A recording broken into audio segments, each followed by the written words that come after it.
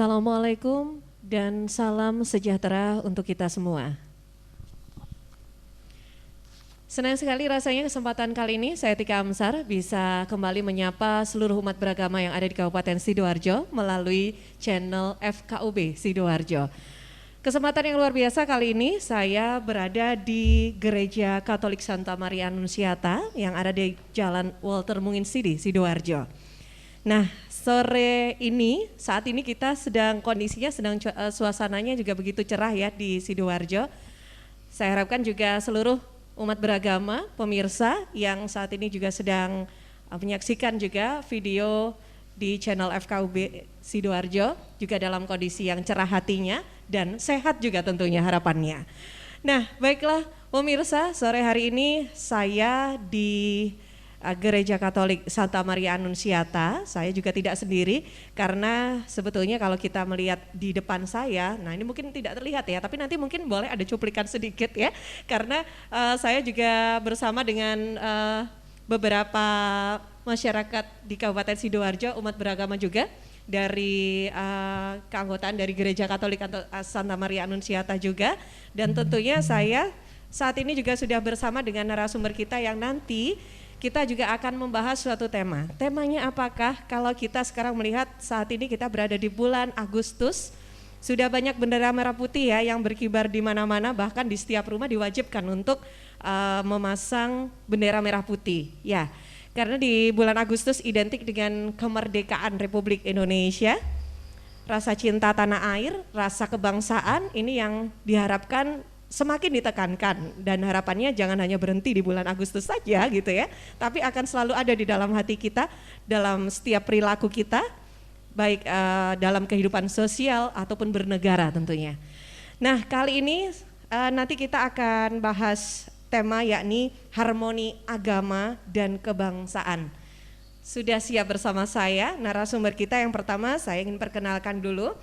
Saya saat ini bersama dengan Kepala Paroki Gereja Katolik Santa Maria Annunziata Sidoarjo bersama dengan Romo Yosef Eko Budi Susilo. Selamat sore Romo. Selamat sore. Iya, mic-nya boleh dipakai Romo. Nah. Selamat sore. Ya, apa kabar Romo? Ya, baik. Dan Baik, ya? akan semakin baik. Bersyukur sekali. Iya, Romo Eko ini kalau saya boleh perkenalkan pemirsa dan juga seluruh yang hadir di tempat ini. Romo Eko ini tadi saya sempat berbincang sebentar begitu ya.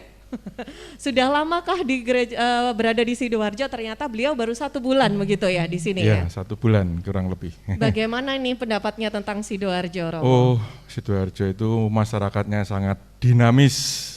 Dan umat Katoliknya juga sangat dinamis di sini. Di Sidoarjo ya. Sidoarjo, ya. Baik. Ya, dinamisnya seperti apa? Apakah ini dinamis yang positif atau negatif atau bagaimana? Oh, pasti positif. Ya, Positif ya. Oh, tapi seperti apa nanti kita akan bahas lebih lanjut ya Romo. Ya. Nah, yang luar biasa juga karena kita kesempatan kali ini nanti akan membahas tentang harmoni agama dan kebangsaan. Ternyata beliau juga pernah menulis buku gitu Romo ya. Oh nah, iya. Ini dia, ada bukunya juga di sini. Ini saya dulu menulis tahun 89, tapi dicetak tahun 2002. Ini Gereja dan Negara, hubungan Gereja Katolik Indonesia dengan negara Pancasila. Wah, keren. Boleh berikan applause dulu dong untuk Romo Eko. Wow. Tahun 1989 ya. Saya baru usia berapa ya? Mungkin sekitar 4 tahun ya itu kayaknya ya. Baru lahir. Baik. Nah, nanti juga kita kali ini nanti selain berbincang dengan Romo Eko, kita juga akan berbincang juga dengan narasumber kita, yakni Bapak Muhammad Idam Kholik selaku Sekretaris FKUB Sidoarjo yang beliau juga anggota dari mewakili juga umat Muslim atau umat Islam. Assalamualaikum, Gus Idam.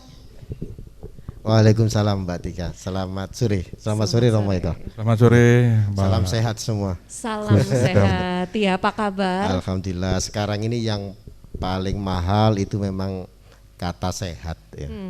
Mudah-mudahan kita semua dikaruniai Tuhan yang kuasa sehat semua ini. Iya, baik. Ini yang perlu digarisbawahi ya, Pak Idam ya. Baik.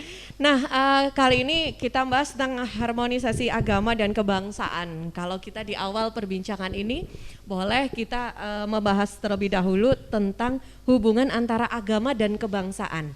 Ini mungkin kita perlu samakan dulu persepsi nih tentang hubungan agama dan kebangsaan. Pak Ida mungkin boleh diawali dulu nih. Ya,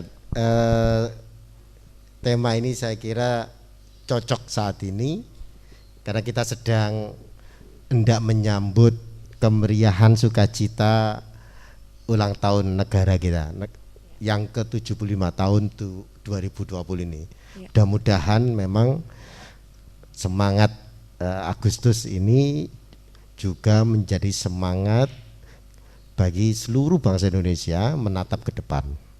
Semangat ini yang penting sekarang ini. Nah, terkait situasi hari ini memang nilai-nilai kebangsaan ini harus diperkuat kembali.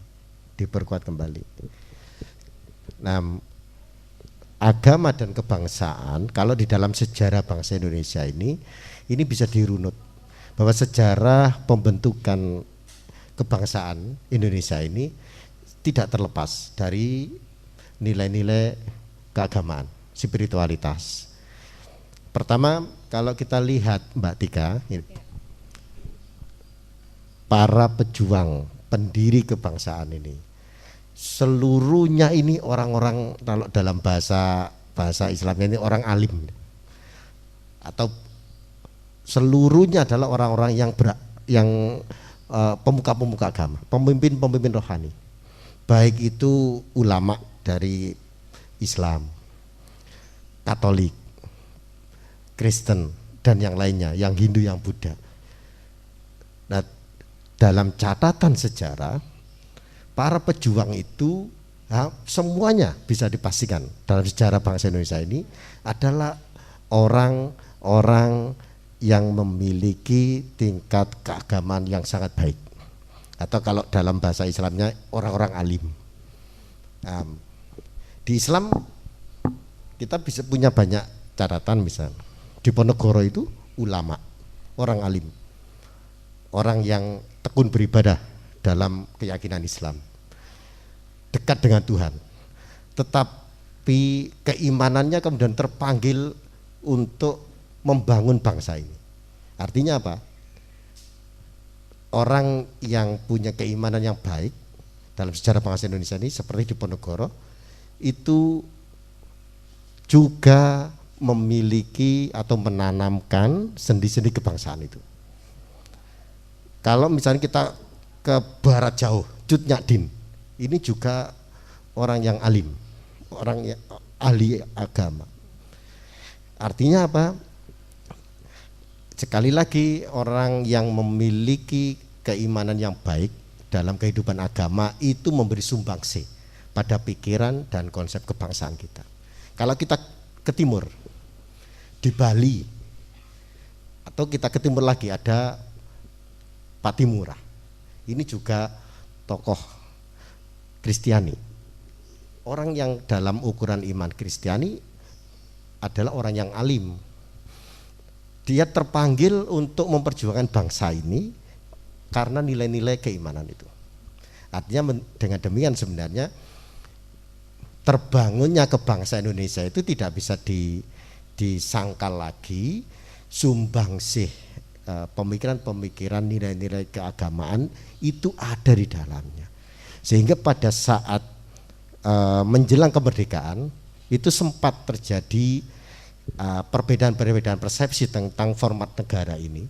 Ada tokoh yang sangat terkenal kalau di dalam, kalau Islam itu ada Mbah Hasyim Asy'ari, Hadatus Syekh Hasyim Asy'ari, yang memberikan solusi atas potensi pertentangan antara agama dan kebangsaan, Islam dan nasionalisme. Mbah Hasyim Asy'ari memberikan jalan keluar khususnya bagi umat Islam dan juga bagi bangsa Indonesia. Bagi umat Islam, Mbah Hasyim Asy'ari itu meletakkan dasar tentang hubbul waton minal iman. Cinta tanah air itu sebagian dari iman. Mungkin kalau dalam konteks ini seakan-akan kepada umat Islam. Nah, kalau kamu beriman, kamu harus nasionalis. Kalau kamu seorang nasionalisme mencintai negeri ini, kamu harus didasarkan pada nilai-nilai iman. Nah, ini artinya hubungan antara agama dan kebangsaan dalam keindonesiaan kita itu sesuatu yang tidak bisa dipertentangkan satu sama lain. Negara ini diperjuangkan oleh nilai-nilai keagamaan, ya. Lalu tetapi di dalam negara ini agama itu bisa hidup tanpa dipertentangkan satu sama lain. Lalu pada saat BPUPKI hendak merumuskan dasar-dasar negara, ini tercatat dalam sejarah juga. Ada Bung Karno kemudian ada Ki Bagus Kusumo, lalu ada A.A. Maramis. Ini berbeda-beda agama. Dalam catatan sejarah itu kan ada sempat perdebatan yang kuat tentang itu. Lalu lahirlah konsep Pancasila itu, ketuhanan yang Maha Esa. Memang merumuskan ini juga bukan main-main, itu melibatkan berbagai macam sudut pandang dan referensi pemikiran. Juga bukan itu saja, tapi ada sejarah tercatat di situ. Itu utusan dari Bung Karno sowan ke Jombang, ke pondok pesantren Tebu Ireng. Di situ tinggal Mbah Hasyim Asy'ari. Utusan yang sedang datang ke Mbah Hasyim Asy'ari menyampaikan pesan dari Bung Karno terkait dasar negara tentang ketuhanan yang Maha Esa itu. Lalu yang ini menjadi sila pertama di Pancasila itu. Nah, ada catatan pentingnya ini. Mbah Hasyim Asy'ari di dalam memutuskan apakah sila pertama ketuhanan yang Maha Esa itu sudah sesuai atau tidak, Pancasila itu sudah sesuai atau tidak dengan sendi-sendi kebangsaan, termasuk juga dengan arah dari keagamaan khususnya Islam itu. Mbah Hasyim Asy'ari ini Romo, Mbah Hasyim Asy'ari itu puasa 3 hari, berzikir terus. Kalau dalam keyakinan saya seorang Muslim, Mbah Hasyim Asy'ari itu mendekatkan diri pada Allah Subhanahu Wa Taala, minta petunjuk berhari-hari itu untuk mendapatkan tanda-tanda apakah negara ini diridhoi oleh Allah Subhanahu Wa Taala itu dengan pendekatan kepada Tuhan Yang Maha Kuasa. Lalu sampai pada hari ketiga dengan berbagai macam pendekatan kepada Tuhan Yang Maha Kuasa itu, Mbah Hasyim Asy'ari berfatwa bahwa sudah tepat Pancasila itu dengan sila pertama ketuhanan yang Maha Esa sebagai dasar negara Indonesia.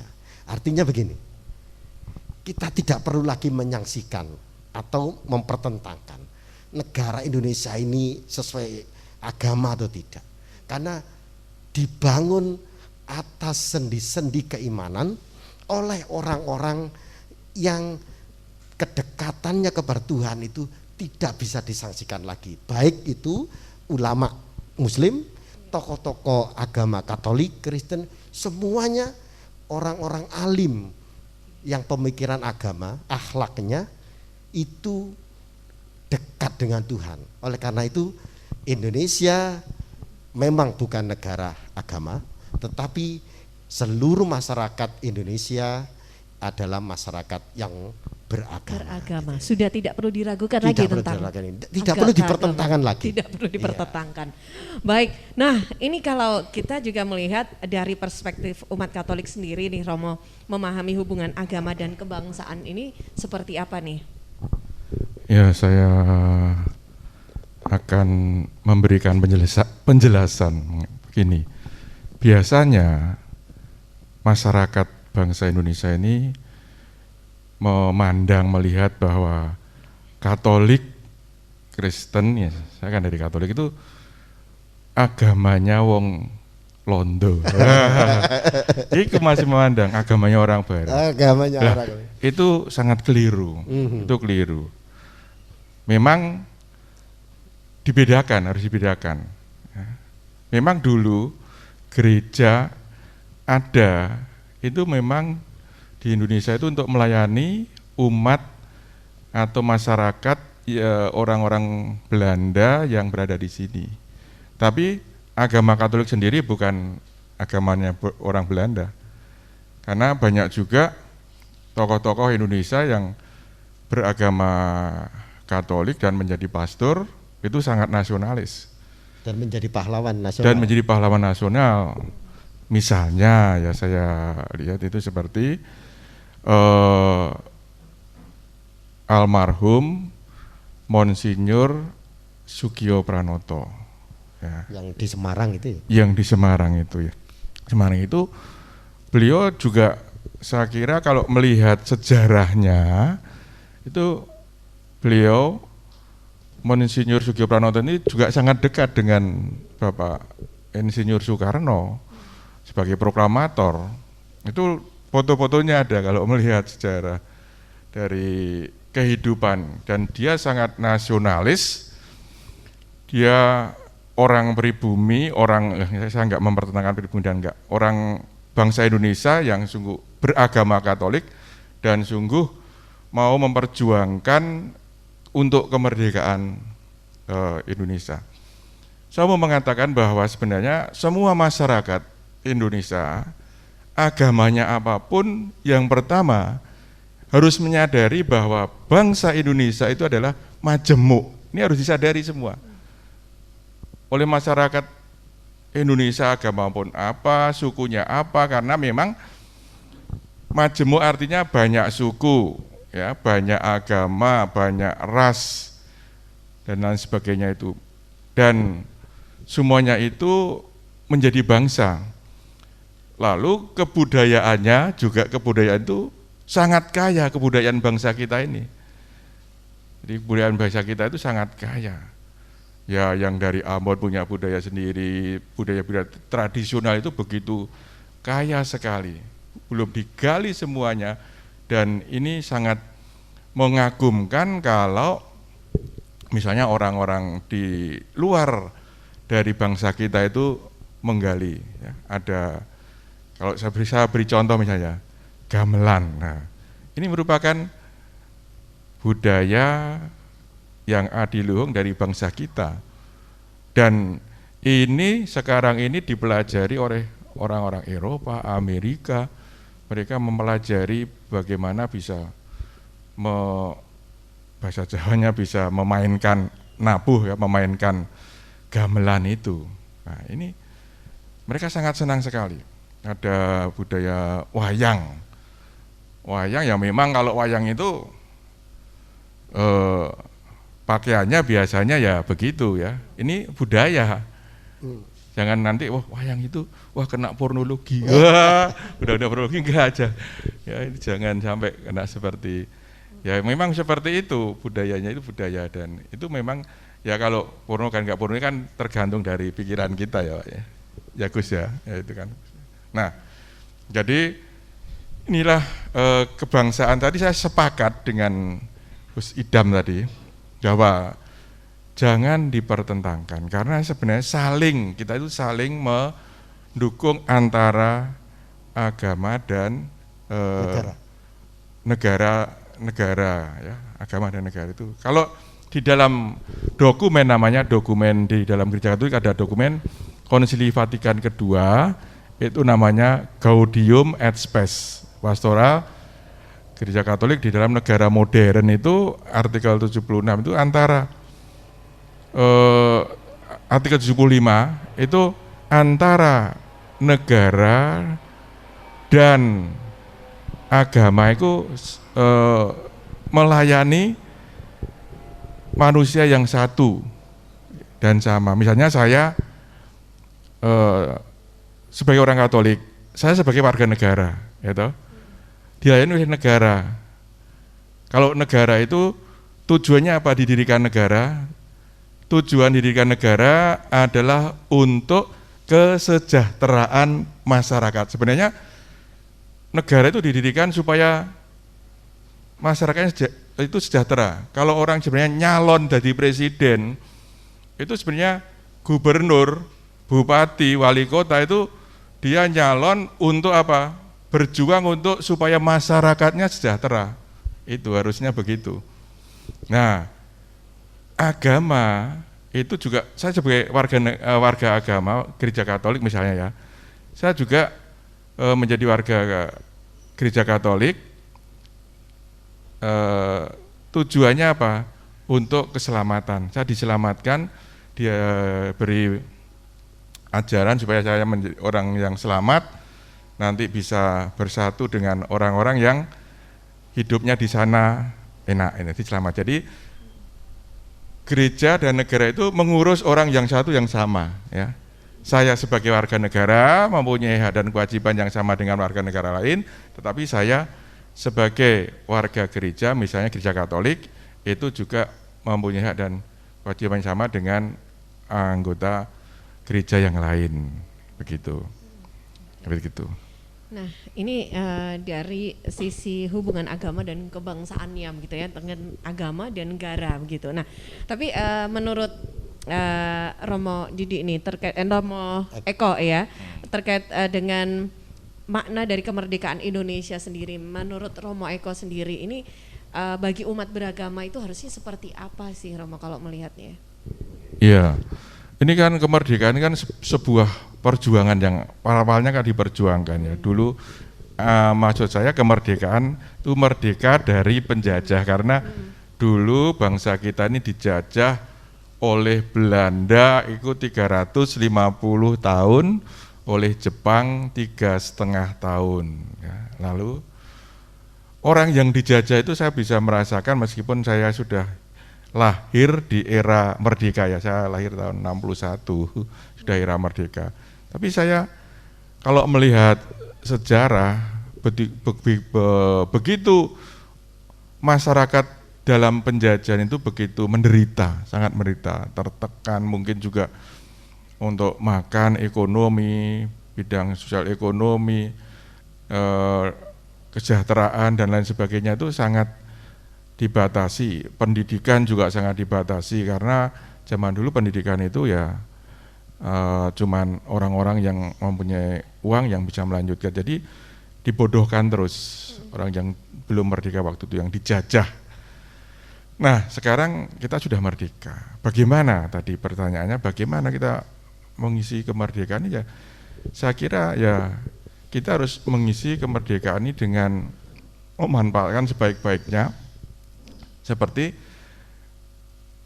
para pendiri bangsa dulu kita mau merdeka supaya masyarakat bangsa kita ini hidupnya sejahtera ya, bersatu, membangun kerukunan. Sebenarnya membangun kerukunan itu kan nilai hakiki dari masyarakat Indonesia, gotong royong ya, gotong royong sekali ini juga merupakan nilai dari yang sebenarnya sudah ada di dalam kehidupan bangsa kita.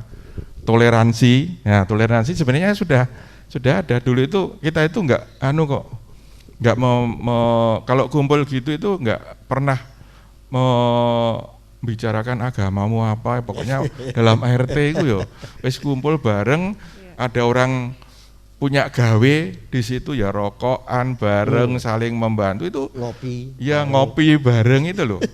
Ini yang sangat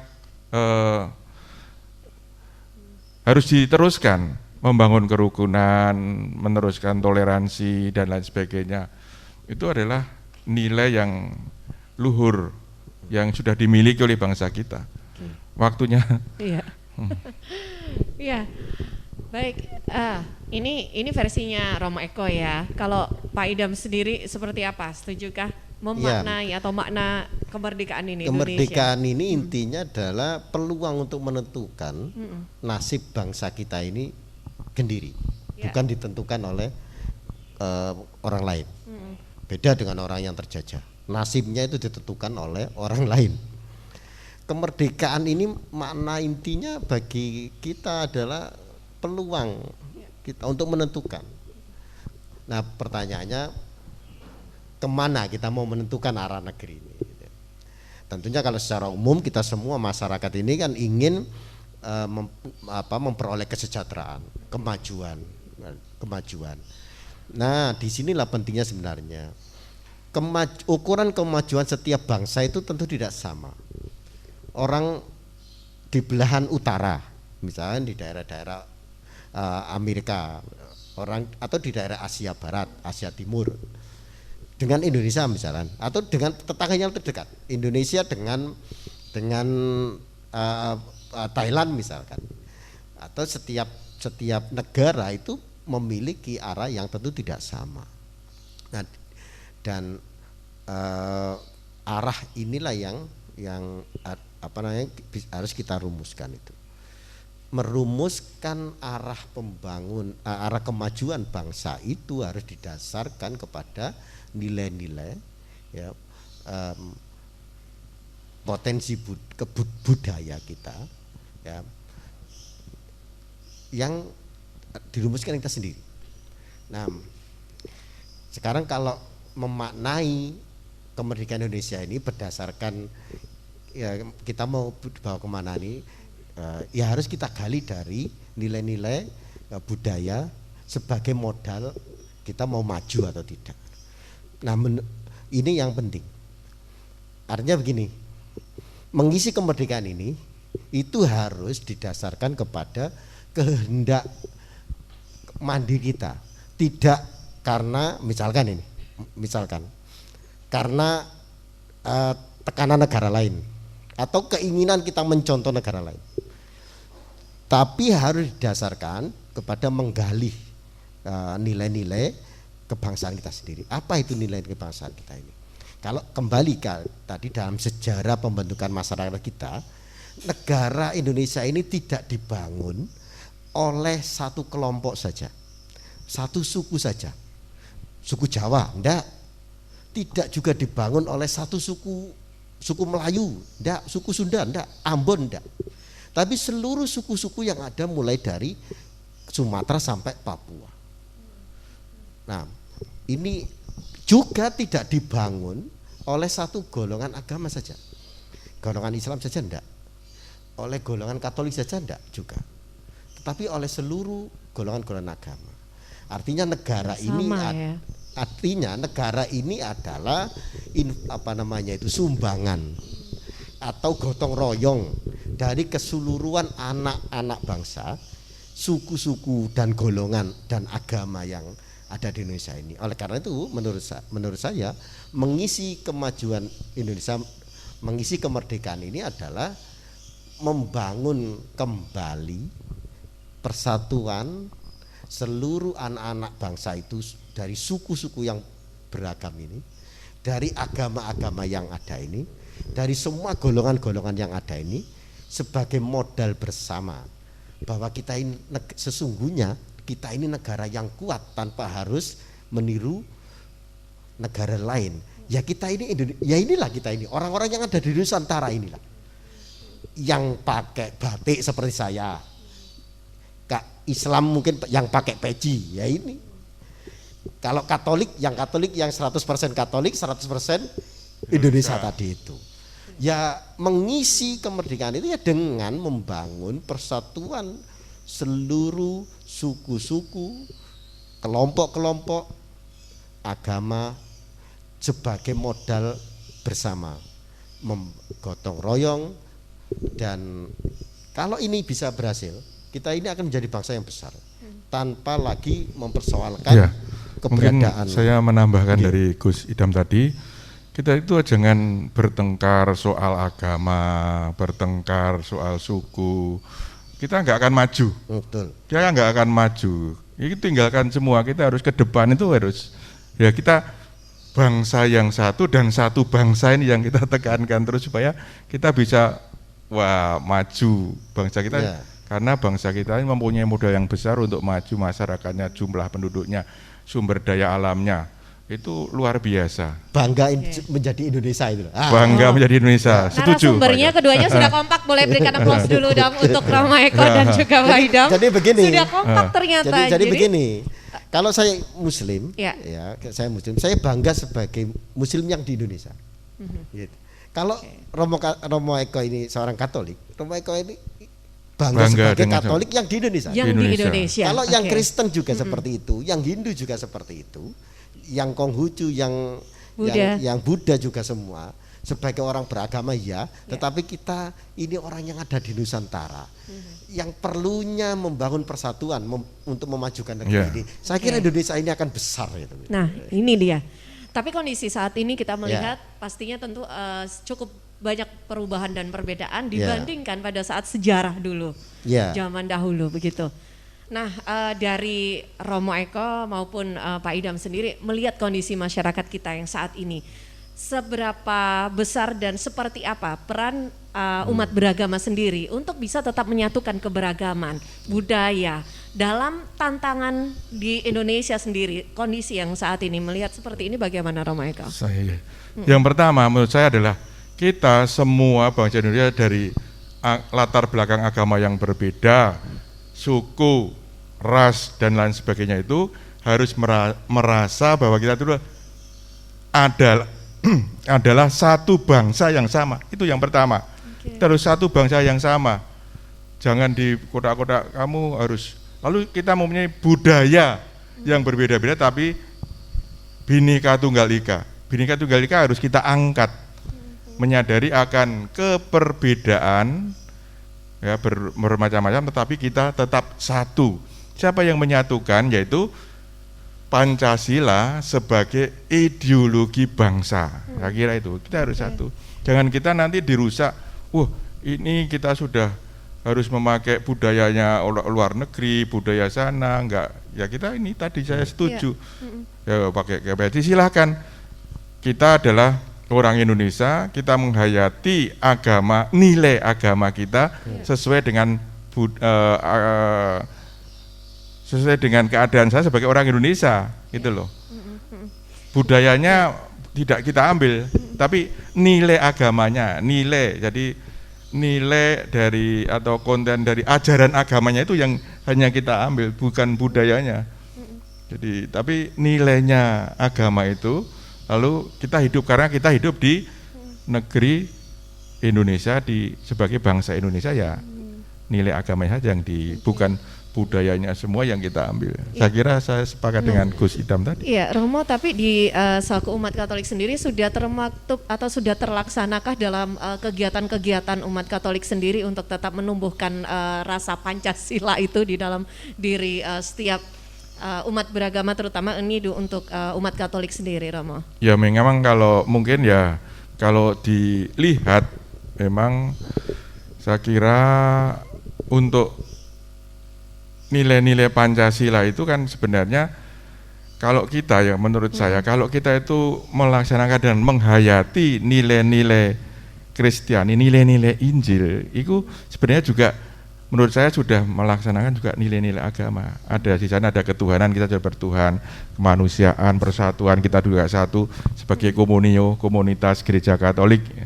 Lalu kita juga dalam pertemuan-pertemuan itu juga ada musyawarah, mufakat, lalu kita juga berusaha untuk melaksanakan keadilan sosial itu dengan adanya di paroki-paroki adanya seksi sosial, ada macam-macam. Jadi kita sebenarnya ya kalau kita menghayati dan melaksanakan nilai-nilai Kristiani, nilai-nilai Injil, kita sudah boleh dikatakan sudah melaksanakan nilai-nilai Pancasila. Iya. Ya, okay. Jadi tidak ada pertentangan antara agama dan nilai-nilai Pancasila. Luar biasa. Pak Idam, silakan. Kalau saya ini sedikit cerita, saya ini dari Nahdlatul Ulama. Tahun 1934 itu Mbak Wahab Hasbuwo, ya Mbak Hasbuwo itu menciptakan satu lagu yang sekarang terus menjadi lagunya orang-orang NU, namanya lagu Subhanul Waton. Yang lagunya sekarang banyak dikenal, Yalal Waton, Yalal Waton, Yalal Waton itu. Di situ ada kalimat begini, di barit keberapa itu tahun 1934. Indonesia biladi sampai gini. Betul. Roma juga tahu loh ya. Begini. Tahu temannya orang-orang NU ini. Itu ini. Tahun 1934 itu sudah ada kalimat di syair itu Indonesia biladi, artinya Indonesia negeriku. Jadi kalau di kalangan kami sejak dulu ini sudah tidak perlu dikhawatirkan, tidak perlu disangsikan. Orang-orang NU itu sebelum Indonesia dideklarasikan 17 Agustus, orang NU di pelosok-pelosok desa yang tidak kenal Jakarta misalnya itu sudah menyanyi lagu itu Indonesia biladi, mengakui Indonesia ini negeri. Padahal Indonesia baru di Jajah 17 Agustus baru di 1945. Orang NU itu 1934 sudah punya lagu Indonesia biladi. Artinya di kalangan NU ini sekali lagi tidak ada pertentangan antara Islam dan kebangsaan, Islam dan keindonesiaan, karena Islam dan Indonesia itu sudah ada pada titik yang harmoni dipertemukan dalam istilah hubbul watan minal iman, cinta tanah air itu bagian dari iman. Kalau kamu seorang Islam, kamu harus cinta tanah air. Kalau kamu orang yang cinta tanah air, yang nasionalis, kamu harus beragama, harus beriman. Nah, dalam perjalanan ke sini mungkin memang ini secara umum ini ada memang kehidupan keagamaan kita ini makin marak ya. Di mana-mana tempat ada kegiatan keagamaan itu melalui media-media, ceramah-ceramah ustadz macam-macam ini makin marak itu ya. Alhamdulillah di satu sisi makin marak kegiatan keagamaan ini.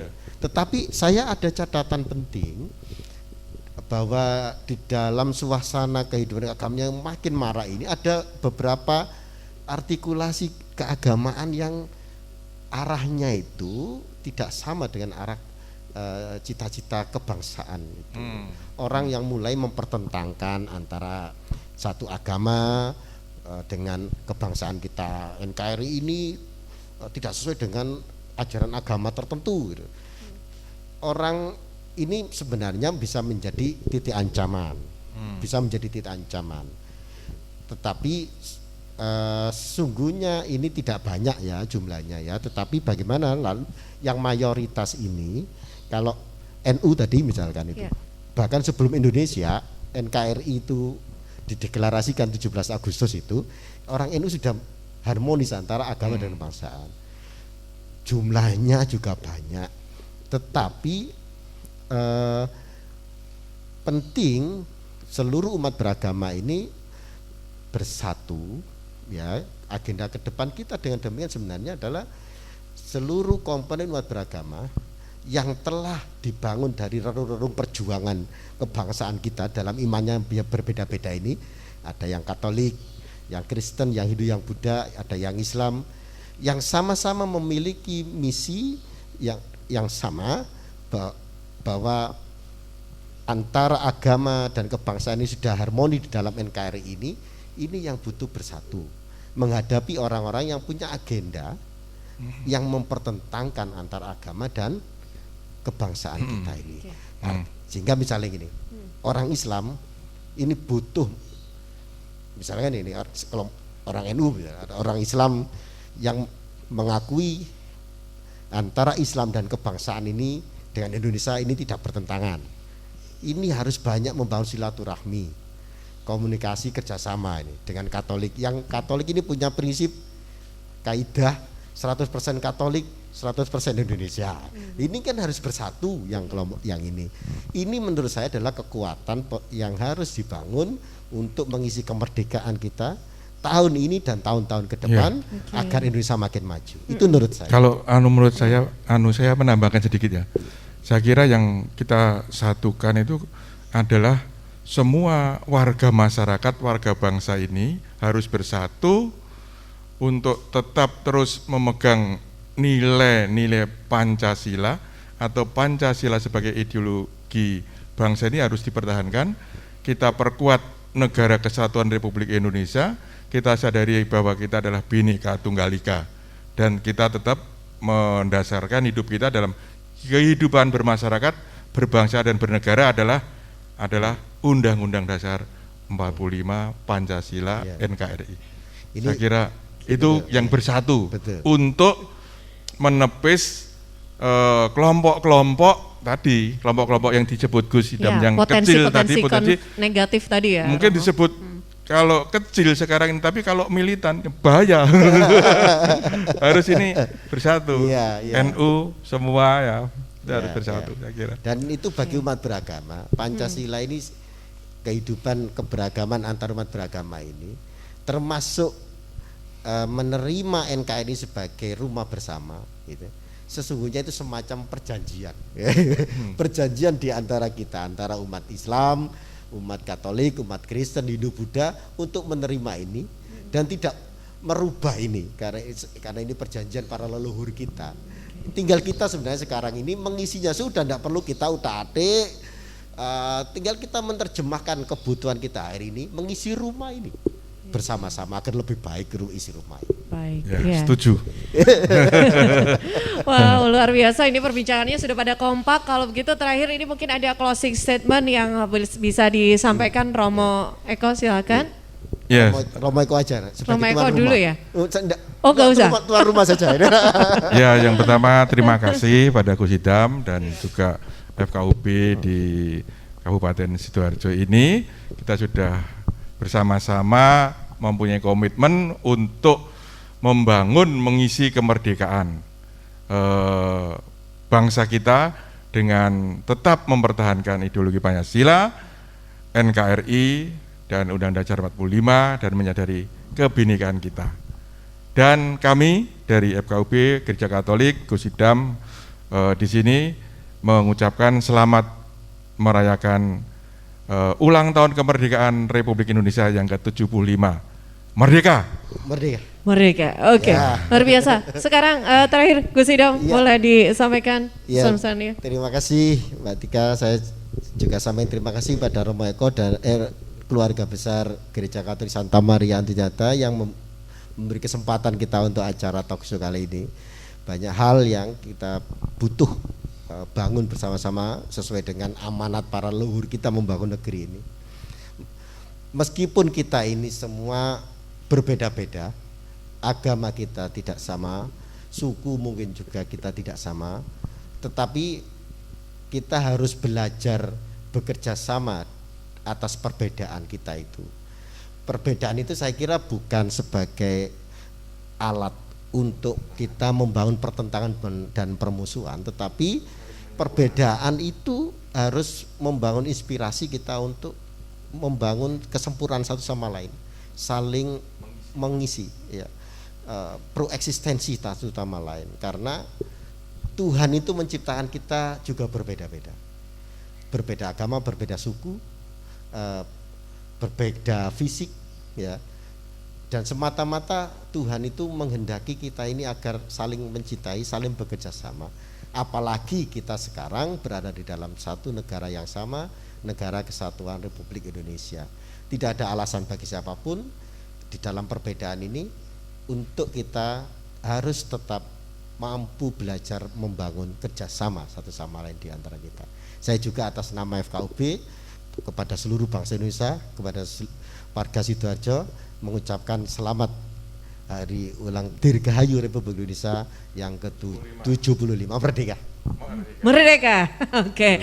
Luar biasa, terima kasih sekali lagi kepada Romo Eko dan juga Pak Idam untuk dialog sore hari ini. Luar biasa sekali. Nanti kita akan ketemu lagi di kesempatan lainnya. Baik, nah pemirsa, demikian perbincangan kita, dialog ngobrol santai kita sore hari ini di Gereja Katolik Santa Maria Annunziata dengan kedua narasumber yang luar biasa ya. Jadi untuk Anda semua umat beragama di Kabupaten Sidoarjo, keluarga besar FKUB dan juga seluruh masyarakat Kabupaten Sidoarjo, Anda jangan lupa juga untuk selalu ikuti video-video tentunya yang akan kami hadirkan selalu di channel FKUB Sidoarjo. Mudah-mudahan perbincangan kita sore ini, kesempatan kali ini juga bermanfaat untuk semuanya. Dan tentunya jangan lupa untuk like dan subscribe di channel FKUB Sidoarjo. Saya Tika Amsar dari tim FKUB Media, pamit dulu. Sampai jumpa. Assalamualaikum. Merdeka!